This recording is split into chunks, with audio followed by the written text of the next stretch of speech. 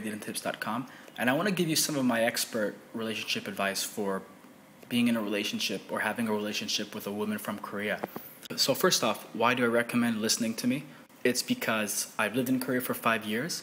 I have been a dating coach. I've helped a lot of guys in Korea with their own Korean relationships. I've been in Korean relationships myself. Some have worked out, some didn't.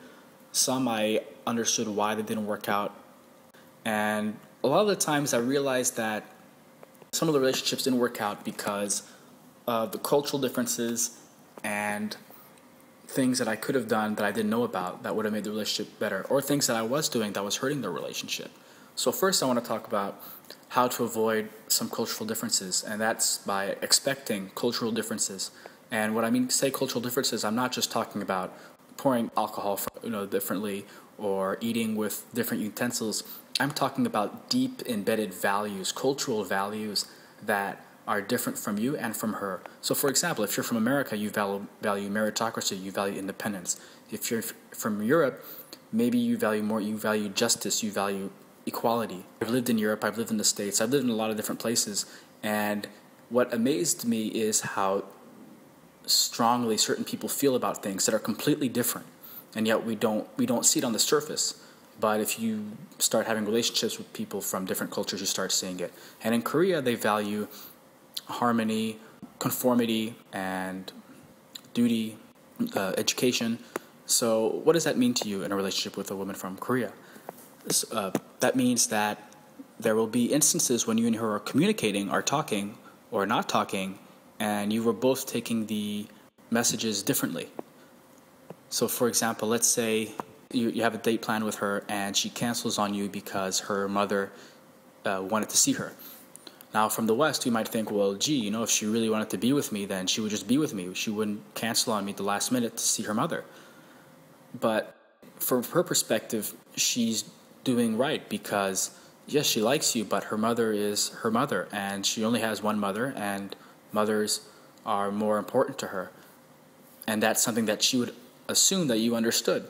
So for example, if she told you that she canceled you last minute to go see her mother and you got angry, she would think you were weird. She would think that, well, no, this is my mother. Of course I'm going to see her first. Whereas for you, it might have been very different. So that's why the number one tip I would give you if you're in a relationship with a woman from Korea, or with women in general, because of course gender differences also make a difference, is to always be communicating. We have this concept, especially men, that if we have to talk about it, that we're acting like, that we're complaining or that we're whining.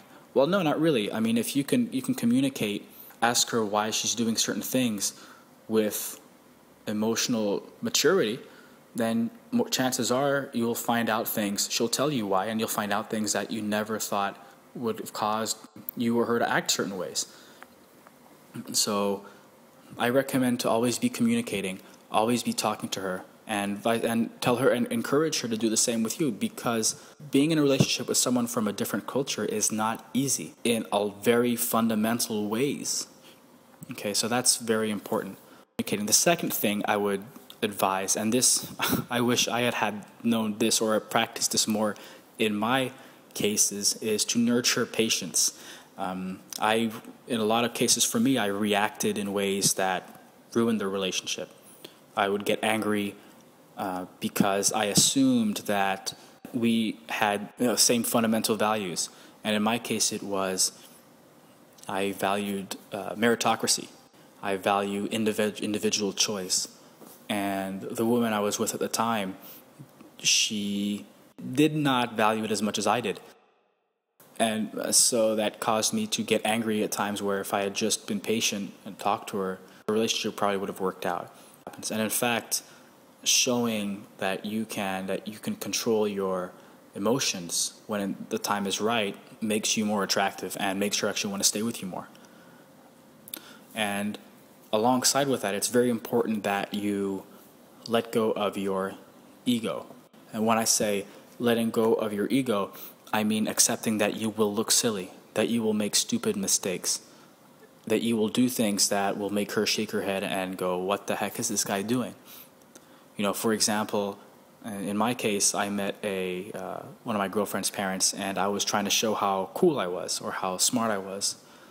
And that didn't work out, because instead it would have been much better for me to show conformity.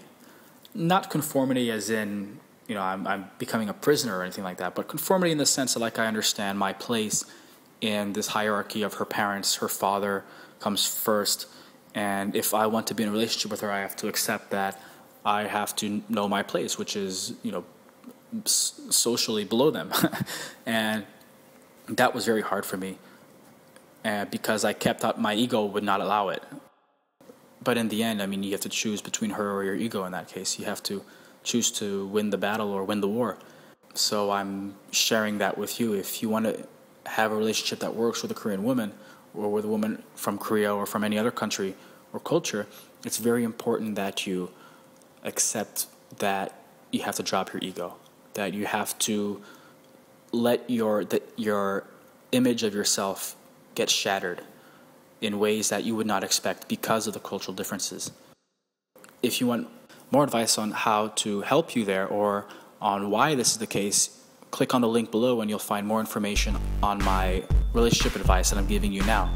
Thanks for listening, and may your relationships work out.